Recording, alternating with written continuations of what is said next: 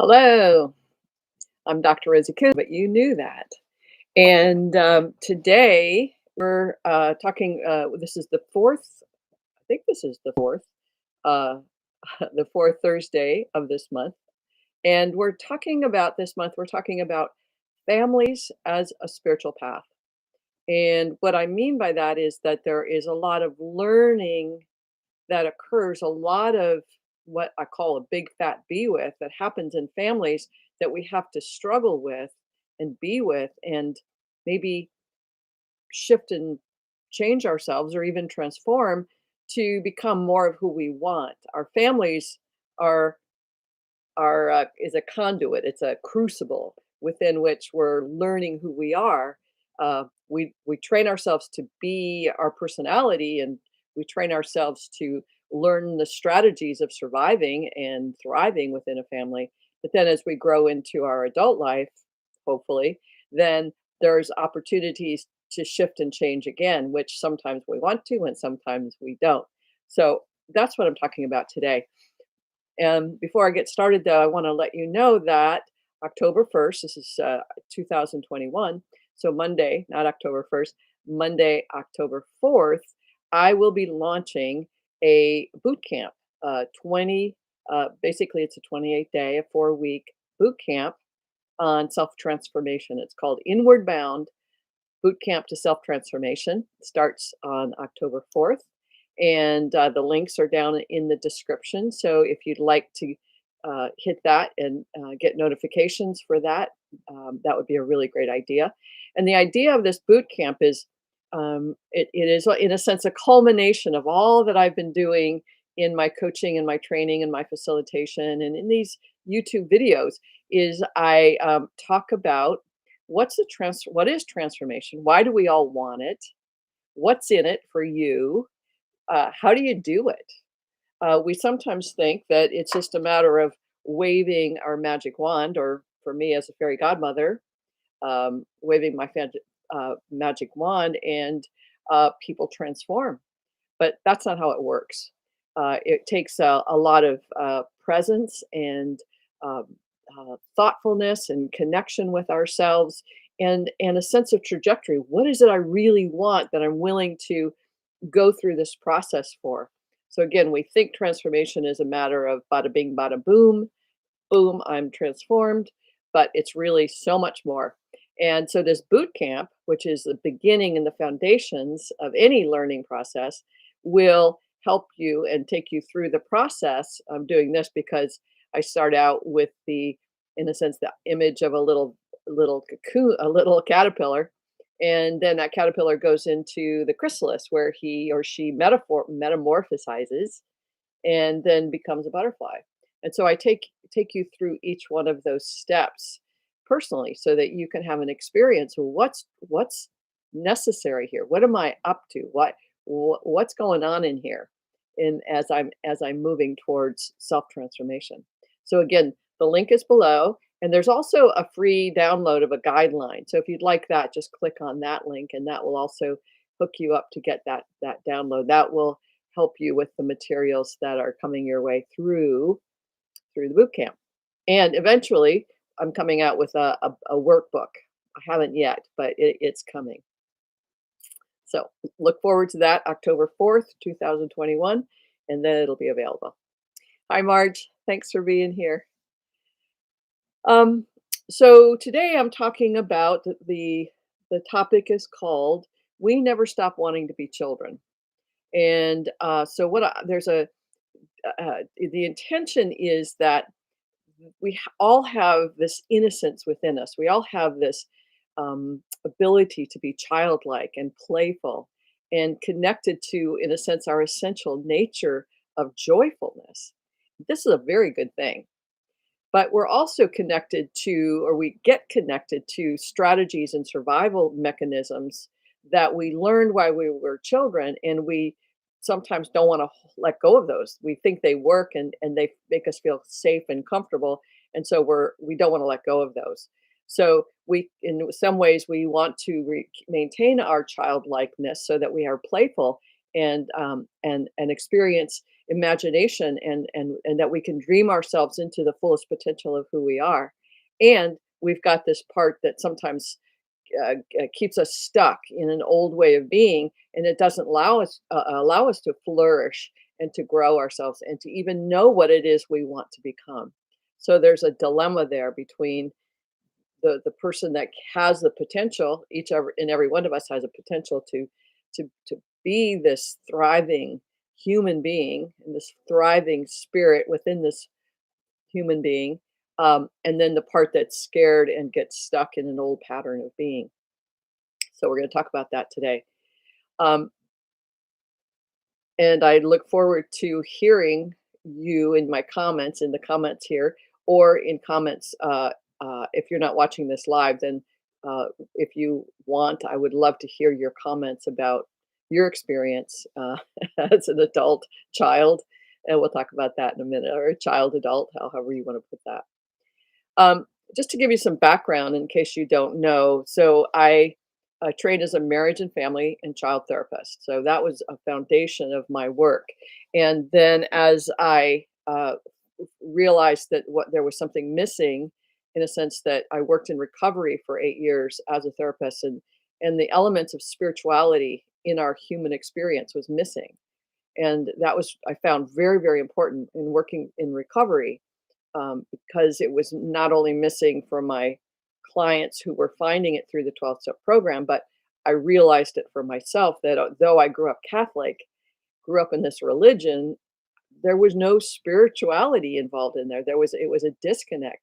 And so I realized that in order for me to grow myself up, part of that was cultivating a relationship with myself and cultivating a relationship with my spirit self, my high self. And so in that light, I ended up going to a school out in California called the Institute of Transpersonal Psychology, which is now Sophia University. And I studied and got my PhD in transpersonal psychology, and then moved into life coaching. And you've heard me talk about that before. But the reason I'm kind of reiterating what my background is because it's such an integration of so much of life, in terms of the psychology of developmental psychology, and the who we are as a spiritual being, and uh, how we be in a family, whether it's dysfunctional or healthy. There's certain dynamics that occur. So I kind of take all of those and integrate those into this conversation, which is about 60 minutes long or so. But that's kind of like, if you wonder, like, how does she know what she's talking about? Does she have any experience, or is she just doing a stream of consciousness? And it's like it's all the above. I have an intention for today, and I also have all of this information that that is with me and in me and comes through me, to share with you, and hopefully it's of something of value. And if it is so, I would love you to give me a thumbs up, and also comment below that what is valuable for you in this particular subject of wanting to keep our childlike self throughout our adulthood and on. So the intention of today is to. It would be great if Marge is here. You're here, Marge. The intention is to have this conversation where we can look at, okay, here's who I was as a child, and what am I still doing in my adult life that I did when I was a kid that might keep me from growing myself up? And what are those things that are like cool that I did as a kid that are helping me grow myself up? So there's these two lines of thought that are occurring simultaneously, and it's really good, I think. And this is what I do with so many of my clients, is to say, who is it you want to be, or what is it that you're wanting in your life to feel that sense of fulfillment, to feel that sense of what's infinitely pleasing. And quite often, people stopped knowing what they wanted when they were young. They stopped knowing what they wanted. They stopped knowing what they needed.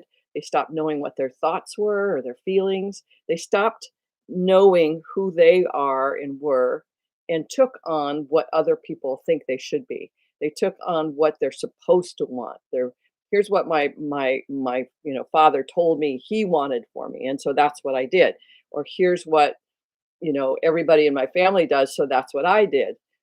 So there's those places where we go, I better do what everybody else does because that's a good thing to do. But when we do that, we lose our sense of self.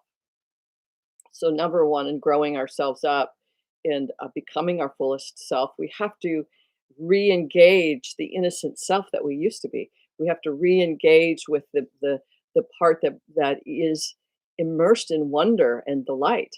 So, that's why quite often, I just whipped my little magic wand out. That's why quite often I will tell people I'm their fairy godmother, and that when waving my magic wand, they can create the life that they want.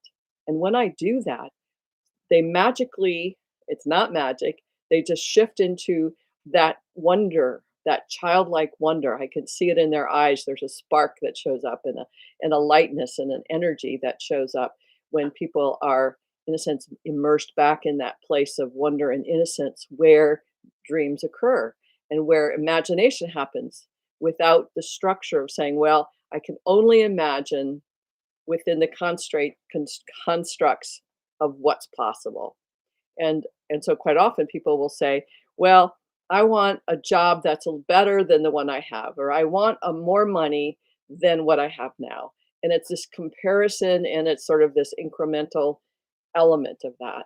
But when I say, okay, I'm your fairy godmother and you can have exactly the job you want, it clears away that clutter and allows them to be in the moment of wonder and imagination and imagine, hey, if I can have whatever I want, this is it.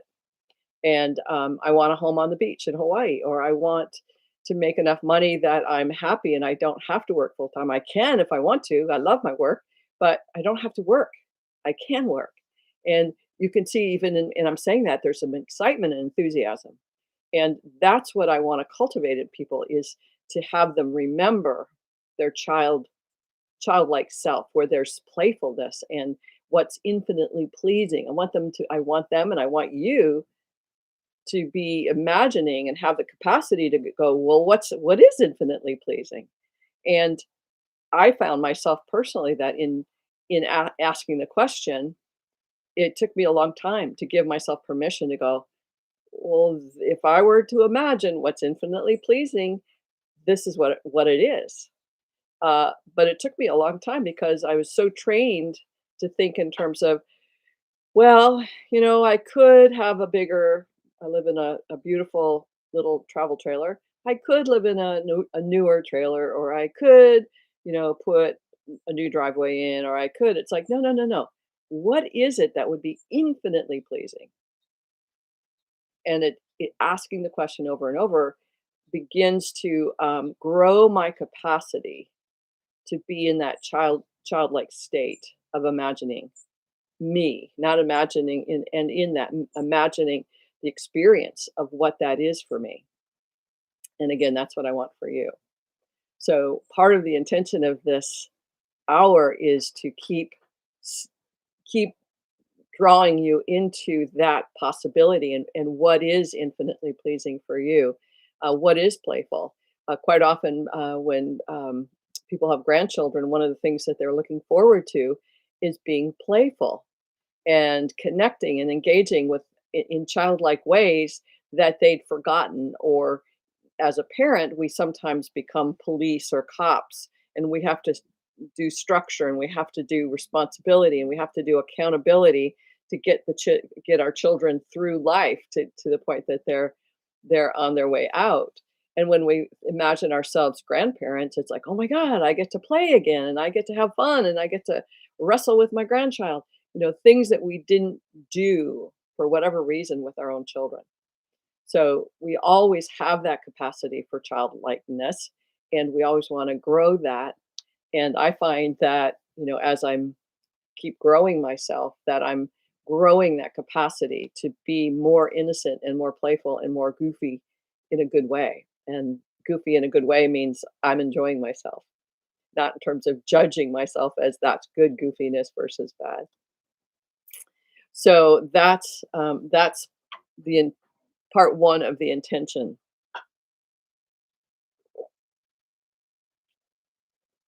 Part two of this, the intention, is that so many of us, when we're in families, train ourselves to and acclimate ourselves to what is in our communities, what's in our cultures, what's in our race, what's in our religion, what's in our families. And it's like learning a new language. If I don't understand how children can know more than one language. I have a really hard time with languages, but children are learning the language, not only of verbalizing, but they're learning the language of their families.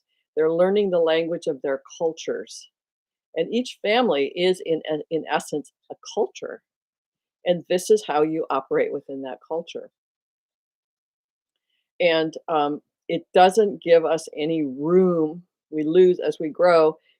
Basically, it can become very constraining in a sense. Here's the rules. Here's how you operate, and you don't go outside the boundaries or the box.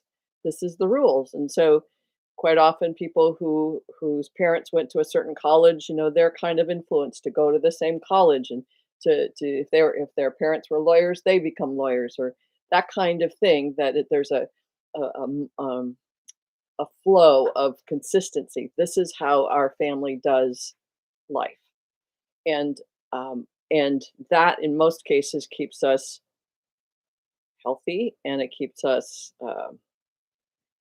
feeling safe that we belong. But quite often, what it does is it still stunts our capacity to know who we are beyond our families. Very few families allow their children to know who they are, and in a sense, for parents to ask their children, "How is it inside you? What's it like being you inside this experience?"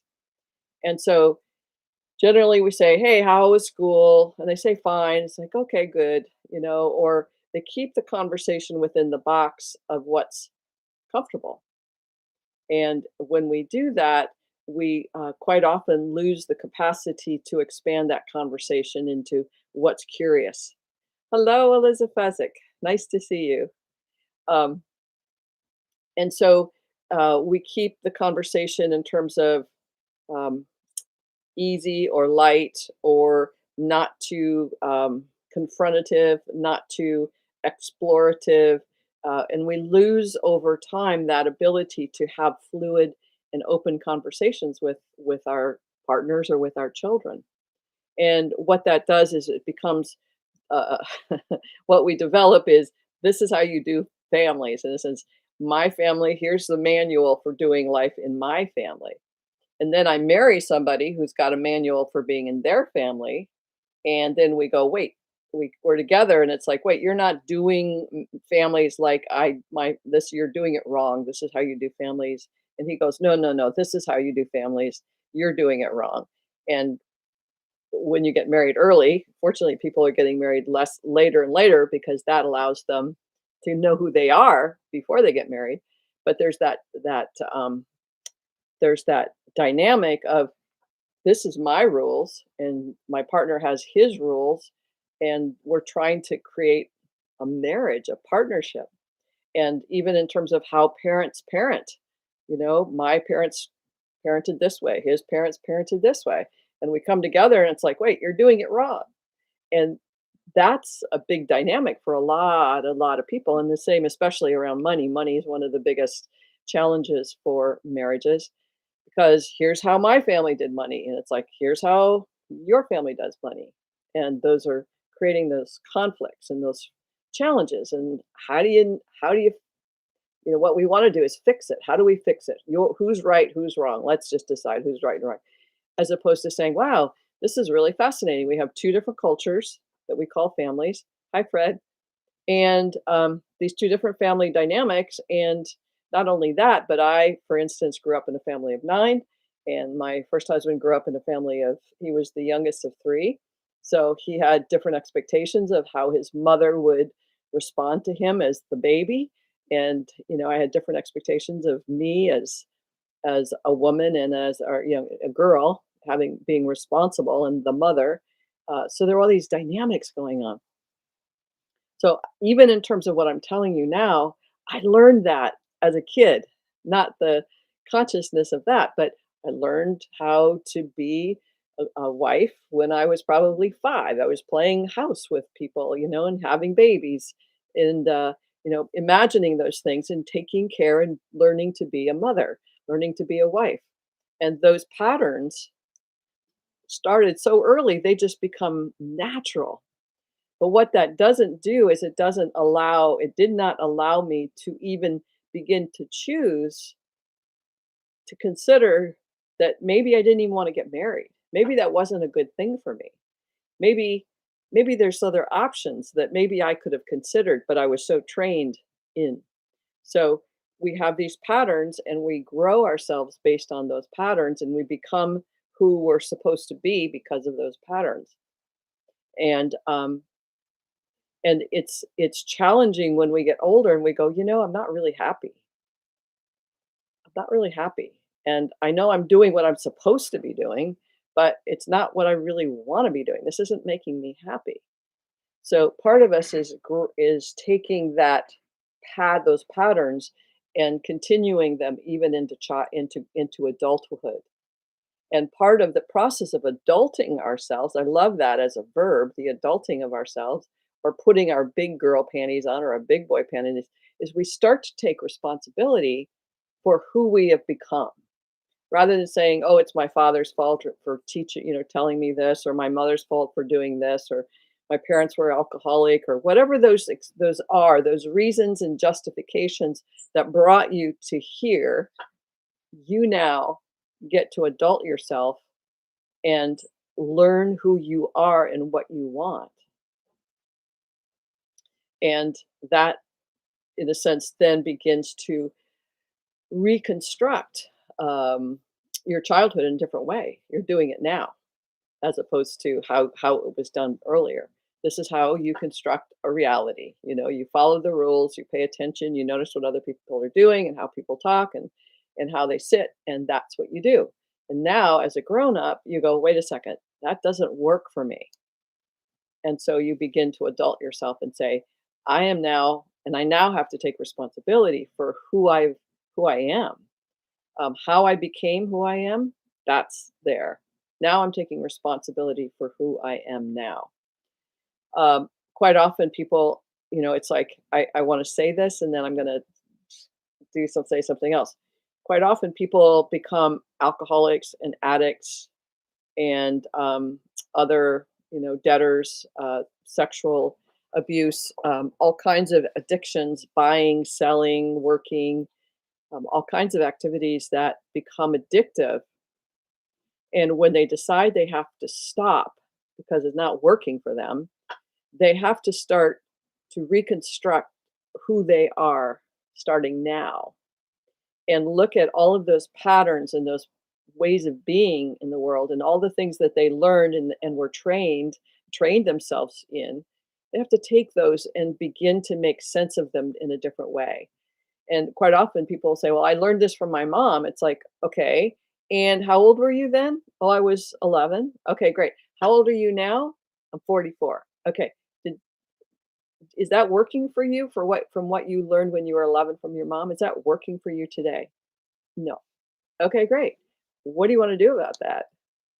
And it gives people kind of a wake up call to say, wow, I actually decided that when I was 7 or 4, and I asked that question to a lot of people. They can remember these ways of being, these beliefs, and the ways of acting that they took on they remember when they decided that was true when they were 4 or 7. And then it's like, well, how old are you now? "Well, I'm 67. It's like, okay, so how is that working for you now? It was working then. Is it working now? It's like, well, not really. Okay, great. What do you want to do about that? And we have the opportunity to reconstruct a reality that's working for us. And again, my intention is, and for myself and for you, is to um, live a life that's infinitely pleasing. And you might say, That's preposterous. You can't live a life that's that's infinitely pleasing. It's like, well, have you tried? No. Well, is it worth a try? Is it worth experimenting to see what's possible? It might not be infinitely pleasing where you get to by the time you're done with this incarnation, but where could you get to if you were open to living a life that's infinitely pleasing rather than saying, it's not going to work, doesn't work, not it's not possible. It's like it's up to you. You have free choice. And part of that again is learning to be responsible for, oh, I can make that choice to experiment and potentially create a life that's infinitely pleasing. Or I can say, nah, don't want to, too much work, it's too uncomfortable. And I'm going to go back to watching TV or go back to drinking or go back to pornography or go back to debting or go back to work. Like you can do that. You're a choice. You are a grown, responsible person. And the funny thing about that is there was a I did a group here on the island a couple of years ago called Aging Like a Guru, and in one of the groups I was talking about, I said something about these are people that are in their 50s and 60s, 70s, and 80s, and saying, you're actually responsible for your own happiness. Or I said something like that, and they went. Every single one in the room went. "Ah." They hated the word responsible. They hated the idea that they were responsible. Now, this is funny in a way, in a sense that we this is the other element of wanting to remain childlike in our as children is because we don't want to be responsible for our own lives. We want I know for me, and I hear this a lot, is I want to grow up and get married so I can be I can be dependent on my husband instead of my dad and my mom for money and security and the roof over my head. I can be responsible. I can have my husband be responsible for my well-being, and that's what I expected because that's what I was trained to think. And the same with partly wanting children so that I would always have a belonging. I would always have a connection with people who would have to love me. And so I grew myself up to maintain a sense of irresponsibility, lack of responsibility and accountability for my own development, my own personal well-being. I thought that's what you did. You you get married to somebody who you can be dependent on, and they can be dependent on you, and that's the relationship. And after a while, we realize it doesn't work. Most people in marriages, they have it's a lot of work to really cultivate a partnership. And that's what I didn't realize is that there's a partnership in any relationship, whether it's the partnership you're developing with your children as partners in a relationship or partnerships in marriages. But you're in partnership, not just living um, in a dependent or codependent relationship. A lot of relationships are codependent. It's like, I have to do this, otherwise, he won't do that. Um, and that's a matter of I have to be responsible, otherwise, he will miss the bus or not, be late for work or whatever it is where I am taking responsibility for other people's well being. And when I do that, they don't get to be accountable for their truth. They don't get to be accountable or responsible for the consequences of their life. And this is where it gets really interesting in terms of the family dynamics and how that plays out in adulthood. You might know, or you might be to some degree one of those people that it's like, I don't want to work that hard to have a great life, have a life that's infinitely pleasing. And you go, I don't want to work that hard. It's like, okay, you don't have to. Yeah, but I want a great life. I want that life that's infinitely pleasing. I just don't want to work that hard. It's like, I totally get it. I don't either. I don't want to work that hard. Uh, However, when I'm given the choice, I choose to work that hard because I find it more you have to work hard either way. If you decide to stay in a constrained, limiting orientation, if you decide to just kind of numb yourself out, yes, I would like that position. Yes, I would like that ability to be creative. Yes, I would like that fill in the blank. Um, but it's too much work, or I don't want to be responsible. And what if I fail? Then you're in a box. You put yourself, you constrain yourself, and you're miserable. And now you have to live with that degree of misery. So that's hard work, is to live with misery. I don't know about you, but it is miserable being miserable. It is not fun. And if you can begin to see that, and this is what happens with a lot of people recovering from whatever it is, not just substance abuse, but worrying or guilting or shaming or minimizing or numbing ourselves out. The whole addiction to our phones or our pads and the constant social media. That's a huge addiction. It's like at some point there's a lot of people going, I'm cutting it out. I'm not doing it anymore. I took myself off Facebook because whatever it is that people do, because they realize they're not finding fulfillment in that. It's just a way of avoiding themselves and saying, "Who am I?" And I'll tell you, it's a big question to say, "Who am I?" Not only say it, but then actually step into that conversation with yourself. Who am I? And discover who that is. And quite often, and I say this in the boot camp.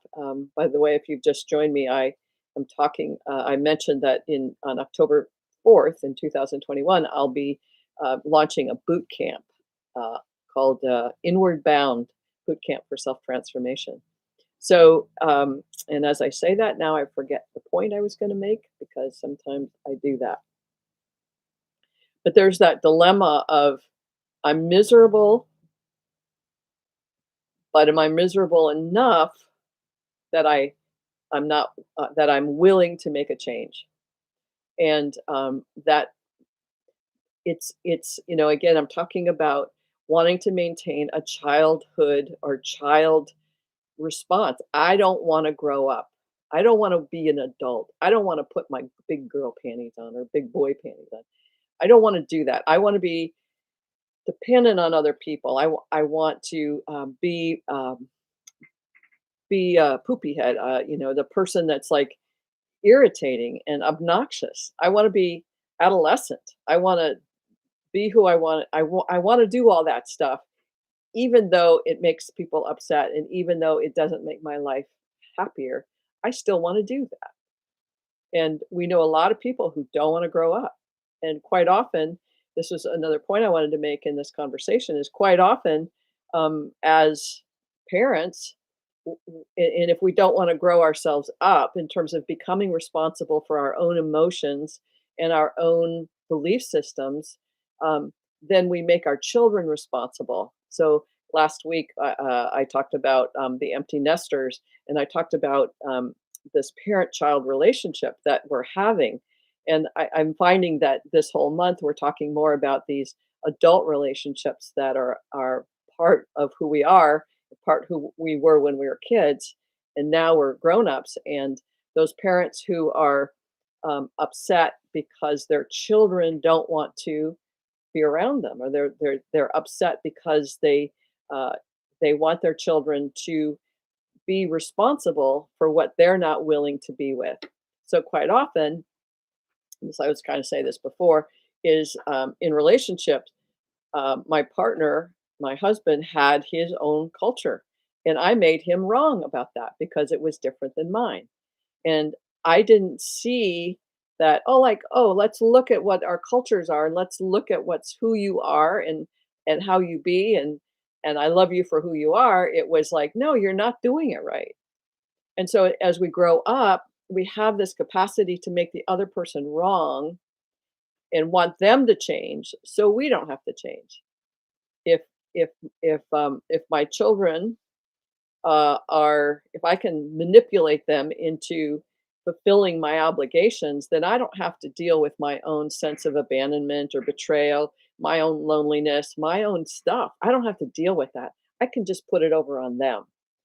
And then they have to feel guilty, and then they'll either feel guilty because they're not doing what I want them to do, or they're feeling guilty for other but I got them trapped basically. And this happens so often, and I was talking about this last week in terms of, it's the holiday season's coming up, and we expect our children to come home, or we expect our parents to, we have these expectations, these obligations. And in those obligations, there's no individuation. There's no um, allowing the person to be who they are. You have to do it my way, or you have to do it the family way. Now, this isn't true for everyone, and I know some really healthy families that are totally fine with what their children want and what their parents want. But for a lot of people, it's like the parents are desperately upset and angry because their children don't want to come home for the holidays, or whatever it is. We have that expectation. But if I take responsibility for my own issues, my fear of abandonment, my fear of betrayal, my fear of loneliness, the fear of nobody loves me. If I take responsibility for that, now I got to be with the discomfort of that. And for most of us, it's like, let's just not deal with this. I'll just make them responsible for it. And then I can go about my business of being manipulative, unhappy, and manipulative. And this is what happens in a lot of families. But if we're willing to grow ourselves up, and we're willing to take responsibility for how we feel and what we want and what we need for ourselves without making other people responsible for that, now we're on the path to really becoming and allowing what's infinitely pleasing. So I know what I was going to say before is part of this process, and this is all part of a transformational process for all of us, a transformative process as we grow from childhood, little children, to adolescence, to grown-ups, and then on to being wise people, is we have to go through the what's uncomfortable. And what limits a lot of transformation, big word, what limits a lot of evolution, big word, what gets in the way of a lot of fulfillment in our life is that we have to deal with things that are uncomfortable, and we don't want to do that. I have a book called "You Know You're Transforming When." Dot dot dot. It's 101 ways that you know you're transforming. Is that it's transformation isn't for it's not for sissies, and this life process is not for sissies. You didn't come here, as much as you remember, you didn't come here to be a sissy, to just sit around watching TV. If you ask yourself, what's a great life?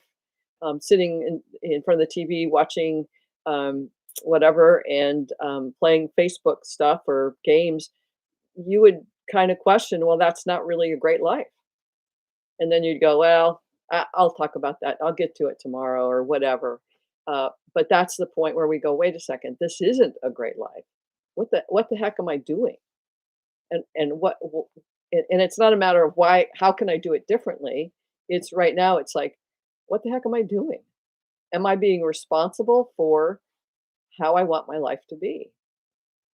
And then you can say, well, my mother taught me how to, or my dad taught me, or my family was this way. They all watch TV all day. And so I'm watching TV. It's okay. Great. There's no right or wrong here. It's just what's fulfilling for you. And how is it to be you as this person constrained in a childhood box or pattern that you've got yourself stuck in, that you have the potential to pop yourself out of, remove those or expand your comfort zone so that it's easier and easier to be all of you. You have the responsibility and the abilities to do that and say, no, don't want to.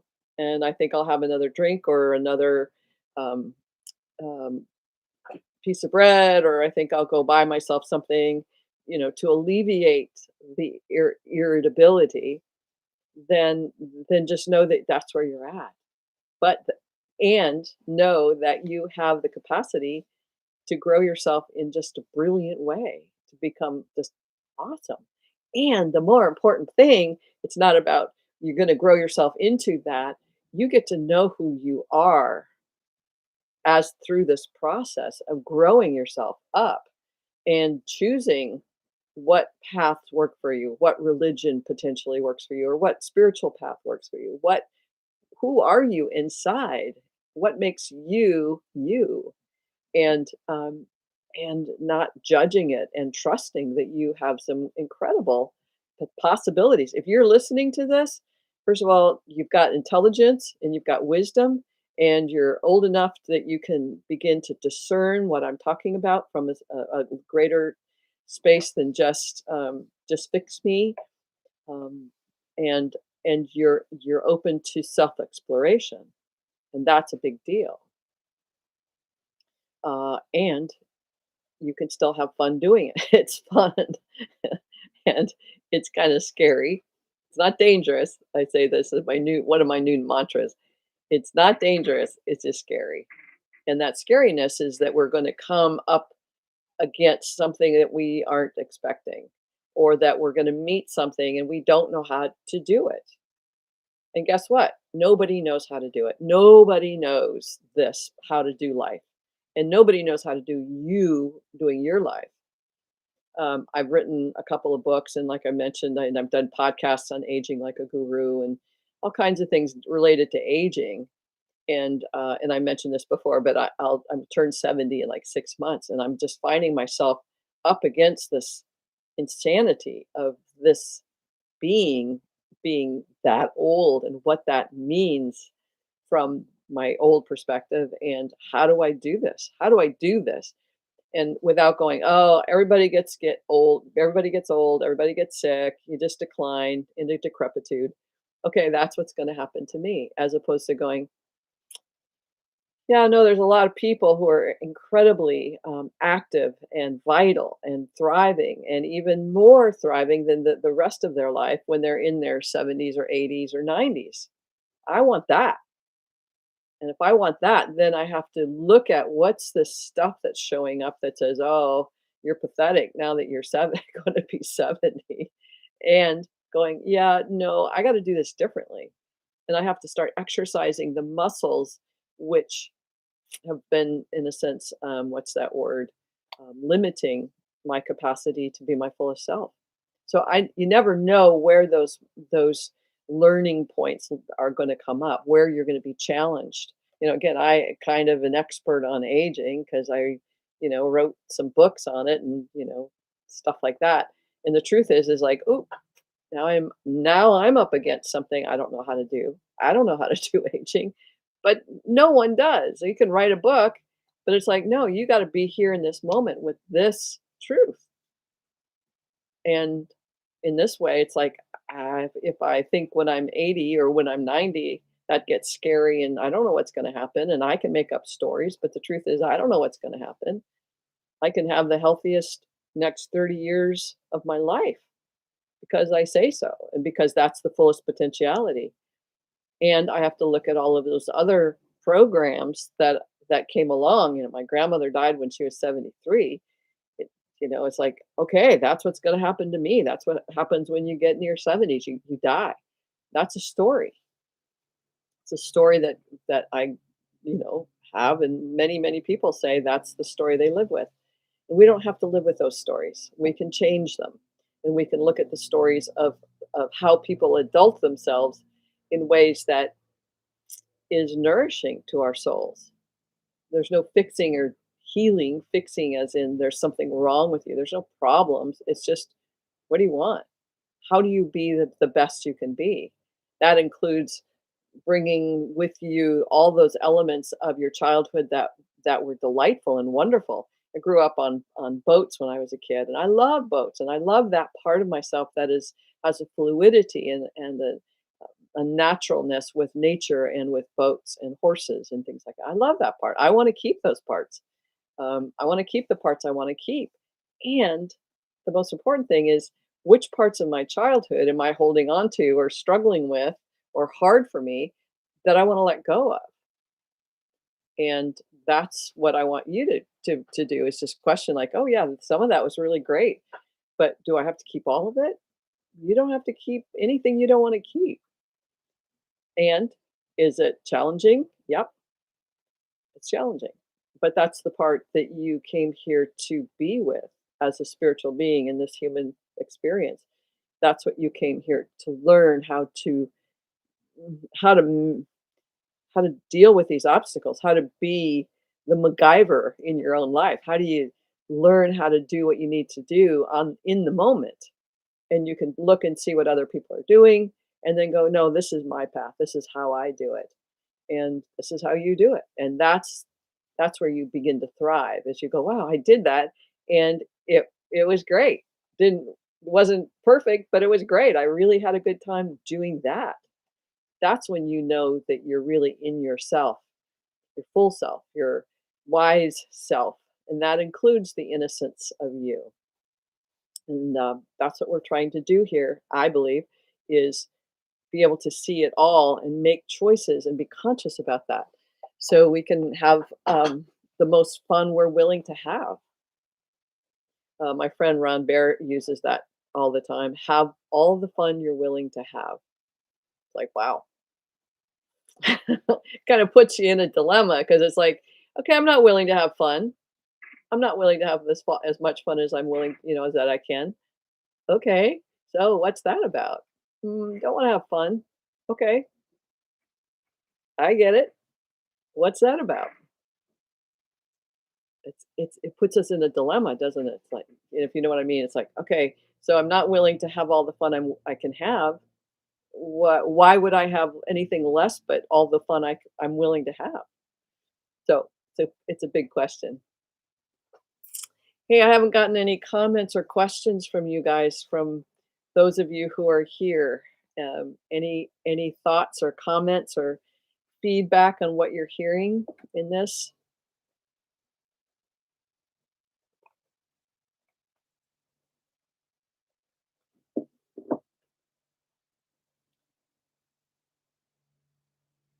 So I think one of the things I really want um, to reiterate is that when we as grown-ups aren't willing to take responsibility for what we want, and we're not willing to take responsibility for things that are problematic for us, our past hurts or pains or traumas, or belief systems that we've taken on. If we're not being responsible for that, then our children have to take that on. And that's just a matter of fact. Our children will have to deal with the repercussions of us not dealing with our stuff. And that's kind of, if you know that, and you can go, well, who cares anyway? I still want my 4 drinks after dinner, or I still want to smoke pot, get high every night. I still want to work, you know, 80 hours a week. It's like your children, our children, pay the consequences. They have to develop and cultivate ways of being to deal with that. So there's a organization called Adult Children of Alcoholics, and that was my entry point into the recovery field because I was a child of alcoholics, and I developed ways of being based on their choices to drink, their choices to use, their choices, and so the way that I developed was, in a sense, a response to their choices. This is true for us all the time, and so I was able to see, like, wow, I'm still doing that because of who my parents were and the choices they made. So as we become more conscious of the choices we're making and our choices of how we parent because of that, or how we be people, it influences our children positively and negatively. I want my kids to be happy, and I want them to be creative and spontaneous and intuitive and all kinds of things. And my choices influenced how that was going to be for them one way or another. And I can only be as conscious as I can, and I can only make the choices that I can make. But if I'm aware that my if I'm aware of my patterns and that I'm not willing to be responsible for those, um, and I know that my children are going to be negatively influenced by that, I want to do something about that. I don't know about you, but I want to do something about that.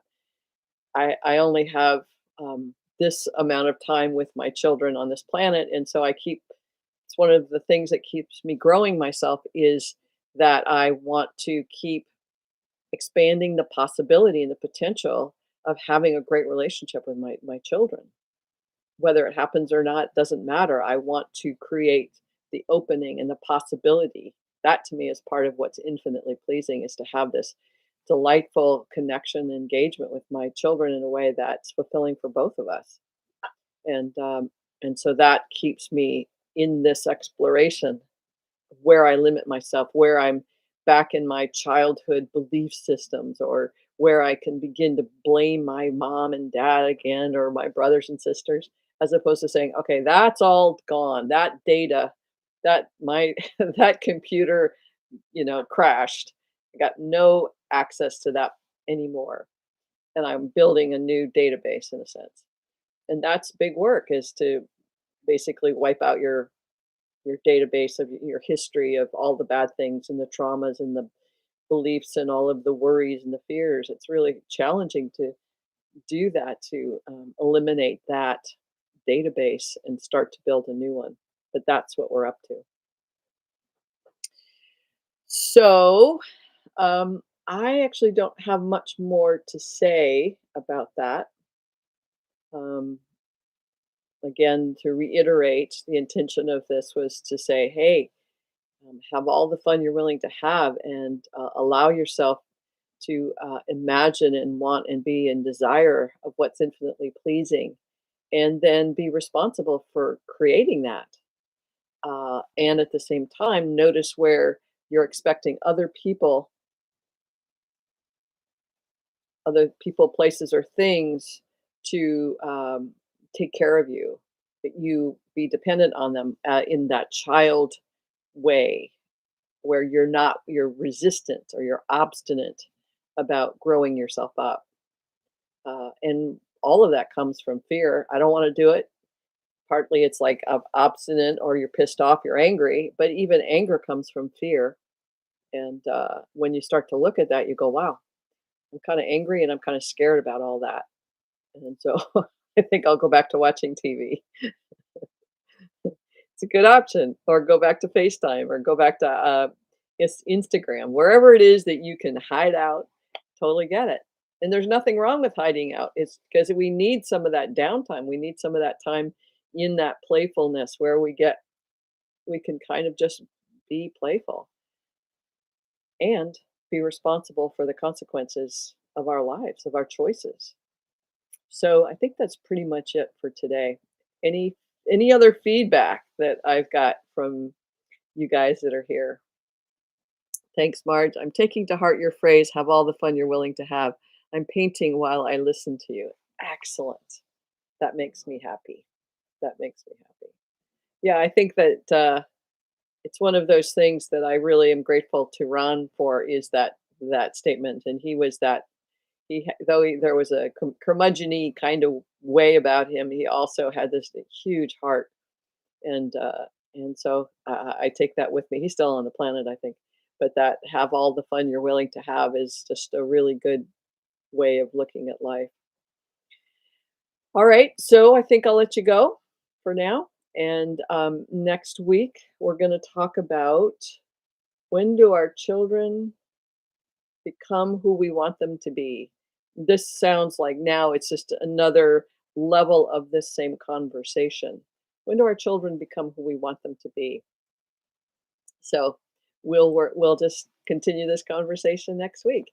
And again, if you haven't already, make sure you click on down below, check out the link for the boot camp, which starts October 4th, 2021.